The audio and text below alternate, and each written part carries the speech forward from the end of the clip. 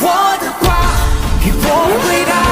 我的爱，爱的没时差，等待是我为你付出的代价。爱我的话，要回答。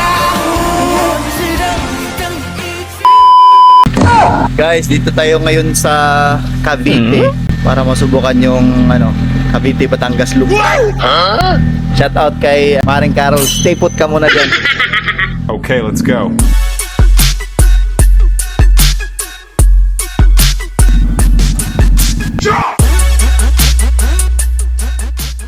So before we proceed to our 6-hour sloop drive, we first made a visit to my relatives here in Ayacabita. Shout out Junjun Vargas and my Tito Shad and Talini. Pinakaligon.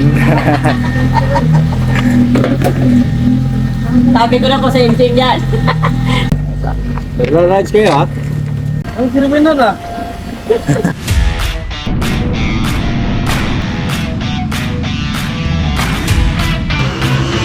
Dito kami ngayon sa Kabyang Tunnel.